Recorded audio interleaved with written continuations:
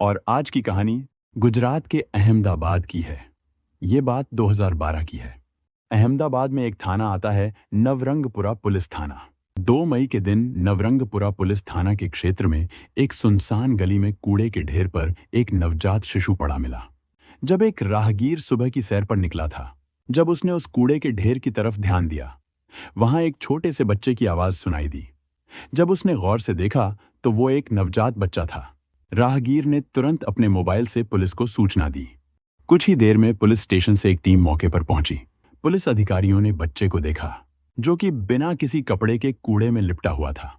यह देखकर सबका दिल दहल गया। बच्चे की मासूमियत और उसके बेबस हालात ने सभी को अंदर तक छू लिया। अधिकारी ने तुरंत पुलिस उसे ले जाकर नजदीकी अस्पताल में भर्ती कर देती है, लेकिन शायद वो काफी देर तक उस कूड़े के ढेर पे था और उसकी वजह से उसकी हालत बिगड़ चुकी थी। डॉक्टर उससे बचाने की पूरी कोशिश करते हैं, लेकिन बच्चे की मौत हो जाती है। देखा जाए तो ये सीधे सीधे उस वक्त मर्डर का भी मामला नहीं था, क्योंकि जब पुलिस उसको लेकर गई तो जिंदा था और ये देख के यही लग रहा था कि बच्चे को पैदा होते ही उसके माँ बाप ने उसे फेंक दिया है। इस कहानी ने न केवल पुलिस बल्कि पूरे समाज को सोचने पर मजबूर किया। एक जीवन की कीमत क्या होती है और एक बच्चे को केवल इसलिए फेंक देना कि वह किसी के लिए बोझ बन गया। यह सोचनीय था। खैर, पुलिस इस केस की जांच करती रहती है। पुलिस की जांच करीब 3 महीने तक चलती है, लेकिन पुलिस को कोई सुराग नहीं मिलता कि यह बच्चा किसका है। इस दौरान में पुलिस अपने लेवल पर काम कर रही थी और चेक कर रही थी कि यह बच्चा किसका हो सकता है। पुलिस ने उस नवजात बच्चे की पहचान के लिए कई तरीके अपनाए। सबसे पहले उन्होंने आसपास के अस्पतालों में हाल में जन्मे बच्चों के रिकॉर्ड देखे।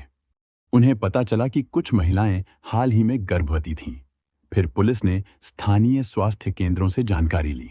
वहां से उन्हें पता चला कि कुछ महिलाओं ने हाल में प्रेगनेंसी के टेस्ट कराए थे। पुलिस ने उन महिलाओं से संपर्क किया, लेकिन कोई खास जानकारी नहीं मिली। इसके बाद पुलिस ने फैसला किया कि डीएनए टेस्ट करना सबसे अच्छा रहेगा। उन्होंने बच्चे के डीएनए का टेस्ट कराया और उन सभी महिलाओं से सैंपल लिया जो हाल ही में गर्भवती थीं। कुछ दिन बाद डीएनए टेस्ट के नतीजे आए।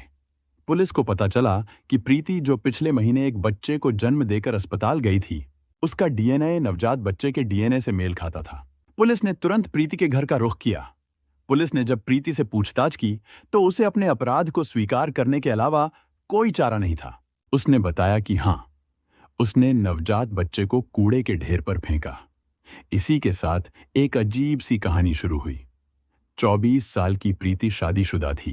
प्रीति की शादी दीपक से हुई थी, जो विदेश में काम करता था। प्रीति ससुराल में सास ससुर के साथ रहती थी। जब यह पता चला कि प्रीति को पुलिस ने गिरफ्तार किया है और वह एक नवजात बच्चे को फेंकने वाली है, तो उसके ससुराल वाले और जानने वाले हैरान रह गए। किसी को भी नहीं पता था कि प्रीति प्रेग्नेंट थी या उसने किसी बच्चे को जन्म दिया था। सब ने उसके साथ खड़े होकर कहा कि प्रीति ऐसा नहीं कर सकती। उनके अनुसार वह प्रेग्नेंट ही नहीं थी, और अगर वह होती तो परिवार को जरूर पता चलता। इस बीच पुलिस ने प्रीति के पति दीपक से संपर्क किया। जब पुलिस ने प्रीति को गिरफ्तार किया तो दीपक भी तुरंत गुजरात लौट आया। पुलिस को यह सुनकर आश्चर्य हुआ कि दीपक को भी नहीं पता था कि उसकी पत्नी प्रेग्नेंट थी। मामला अब और जटिल हो गया। प्रीति ने स्पष्ट किया कि उसने अपनी प्रेगनेंसी को पूरी दुनिया से छिपाया। उसके पति और ससुराल वालों का कहना था कि अगर यह बच्चा किसी और का होता तो बात समझ में आती, लेकिन डीएनए टेस्ट से यह साफ हो गया कि यह बच्चा उसके पति का है। फिर प्रीति ने अपने परिवार से यह बात क्यों छिपाई? पुलिस अब इन सवालों के जवाब चाहती थी। एक मां जिसने सचमुच एक बच्चे को जन्म दिया और जिसका पिता उसके पति है, वह आखिर क्यों इस बात को छिपा रही थी? यह सवाल पुलिस के लिए एक पहेली बन गया था और वे प्रीति से इन अजीब सवालों के जवाब जानने के लिए बेचैन थे। प्रीति ने अपनी कहानी बताई। प्रीति के शादी को सिर्फ 2-3 साल ही हुए थे।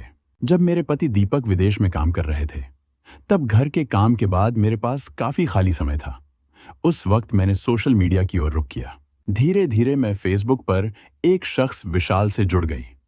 हमारी बातचीत शुरू हुई, जो धीरे धीरे गहरी होती गई। मैंने विशाल से प्यार कर लिया। यह प्यार इतना गहरा हो गया कि मैंने तय कर लिया कि मैं अपने पति को छोड़कर विशाल के साथ अपनी जिंदगी बिताना चाहती हूँ। एक दिन प्रीति ने विशाल को फेसबुक पर बताया कि वो प्रेग्नेंट है और मां बनने वाली है, लेकिन प्रीति और विशाल कभी मिले नहीं थे। उनकी बातचीत सिर्फ एसएमएस के जरिए होती थी। प्रीति ने विशाल को बताया कि वो उस बच्चे को नहीं चाहती, क्योंकि वो उनके रिश्ते में बाधा बन सकता है।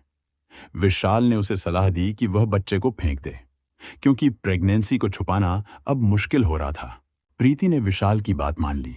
जब डिलीवरी का समय आया तो वह अकेले ही अस्पताल गई और बच्चे को जन्म दिया। कुछ घंटों बाद वह डिस्चार्ज होकर उस बच्चे को लेकर एक सुनसान जगह पर कूड़े के ढेर पर फेंक आई। प्रीति ने अपनी सारी बातें पुलिस को बता दी। पुलिस के लिए यह एक अजीब बात थी कि एक शख्स जिसे प्रीति ने कभी देखा नहीं, उसके लिए उसने अपने बच्चे को फेंक दिया। यानी कि एक तरह से उसने बच्चे को मार दिया। इसके अलावा उसने अपने पूरे परिवार से अपनी प्रेगनेंसी छुपाई। अब पुलिस ने विशाल को खोजने का फैसला किया। प्रीति के फेसबुक प्रोफाइल को खंगालने पर पुलिस को शक हुआ कि क्या विशाल नाम का कोई शख्स वाकई मौजूद है या यह प्रीति की गलतफहमी है। क्या यह एक फर्जी प्रोफाइल है?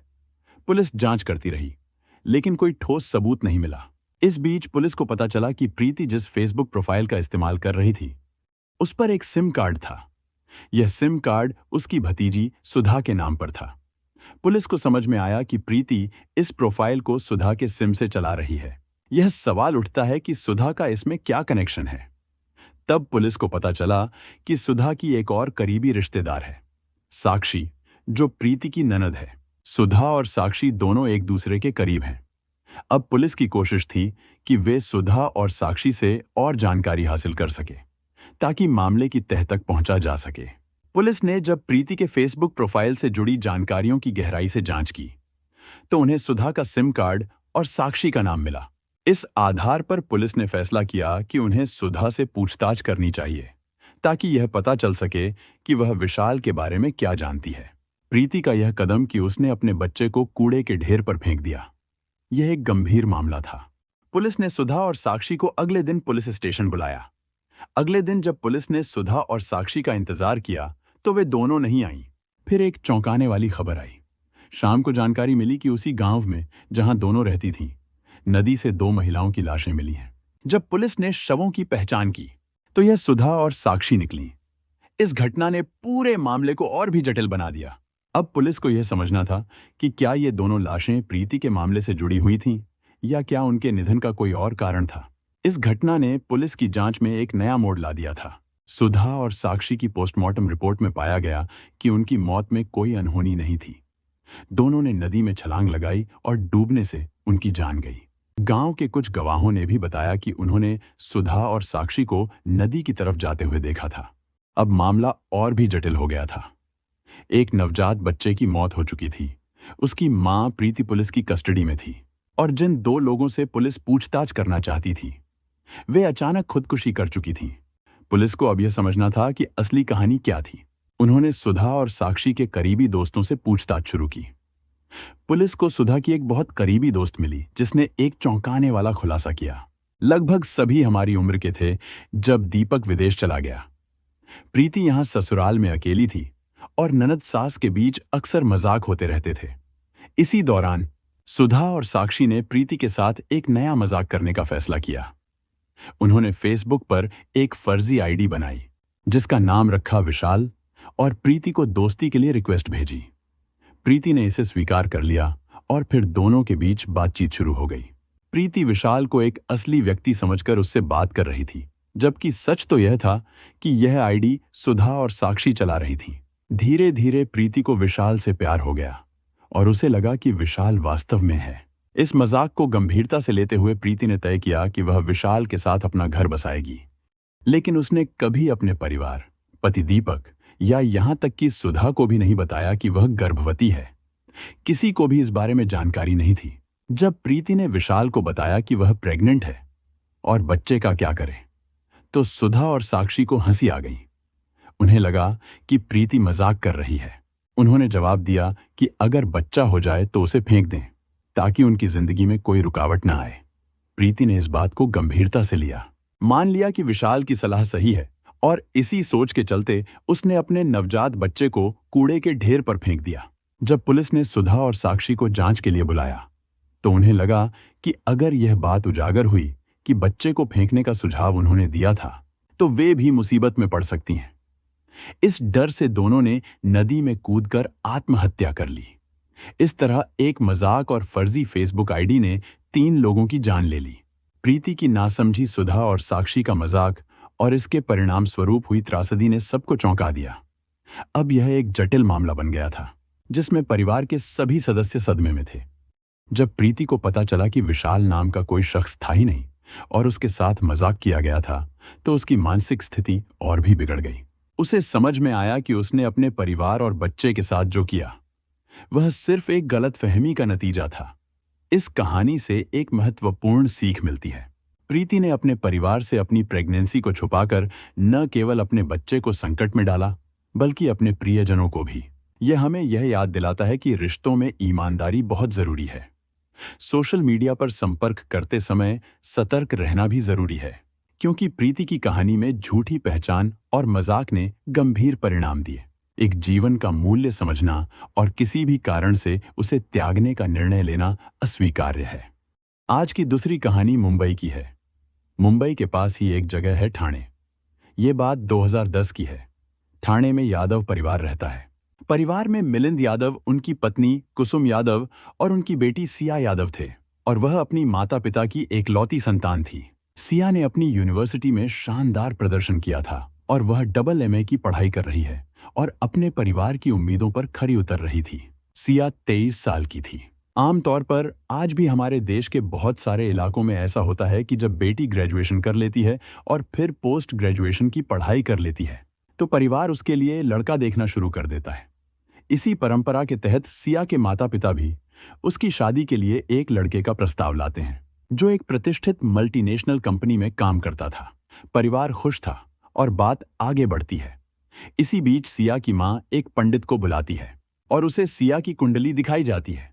लेकिन जब सिया की कुंडली दिखाई जाती है, पंडित कहता है कि शादी के बाद उसका पति ज्यादा दिन नहीं जिएगा, वह जल्द ही मर जाएगा। उसकी शादी के बाद उसके पति की मृत्यु हो जाएगी। यह सुनकर सिया सदमे में आ जाती है। कुंडली के अनुसार पंडित ने बताया कि उसके सप्तम भाव में अशुभ ग्रह की स्थिति है, जो विवाह के बाद पति के लिए खतरे का संकेत देती है। सिया के माता पिता इस भविष्यवाणी से चिंतित होते हैं, लेकिन कुंडली पर यकीन नहीं करते, शादी की तारीख तय कर देते हैं। दूसरी तरफ सिया को यह डर सताने लगता है कि उसकी शादी के बाद अगर कुछ गलत हो गया तो वो क्या करेगी। सिया का एक दोस्त था आर्यन, जो पुणे का रहने वाला था। मुंबई में अपनी बहन के साथ रहकर अपनी पढ़ाई पूरी कर रहा था। आर्यन सिया का ही क्लासमेट था। आर्यन कहीं ना कहीं सिया को पसंद करता था। ये बात सिया को पता थी। दोनों की दोस्ती काफी गहरी थी। वह सिया के परिवार को भी जानता था और उनके साथ अच्छे संबंध भी थे। एक दिन सिया आर्यन से मिलने जाती है और उससे प्यार का इजहार करती है। ये भी कहती है कि उसके घर वालों ने उसकी शादी तय की है और ये शादी वो करना नहीं चाहती। मैं सिर्फ तुम्हारे साथ रहना चाहती हूँ। हम कल ही शादी करेंगे, लेकिन अभी किसी को नहीं बताएंगे। समय आने पर हम घर वालों को समझा देंगे। आर्यन ने सिया को बहुत समझाने की कोशिश की कि ये सही नहीं है, लेकिन सिया ने जैसे तैसे आर्यन को राजी किया। 2 दिन के बाद एक मंदिर में जाकर उन्होंने शादी भी की, लेकिन शादी की बात उन्होंने किसी को नहीं बताई। शादी के बाद भी एक दूसरे से मिलते रहते। शादी को सिर्फ 1 महीना ही हुआ था।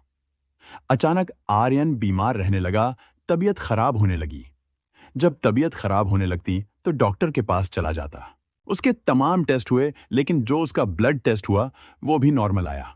दिन गुजर रहे थे। बीच बीच में आर्यन की तबीयत खराब होती और ठीक भी हो जाती। 20 मार्च को उसकी तबीयत ज्यादा खराब हुई, लेकिन इस बार हॉस्पिटल जाते जाते ही उसकी मौत हो जाती है। आर्यन की मौत के बाद डॉक्टरों को उसके लक्षणों से शक होता है, तो डॉक्टर पुलिस को सूचना देते हैं। इसके बाद पुलिस आती है और आर्यन के शव को पोस्टमार्टम के लिए भेजा जाता है।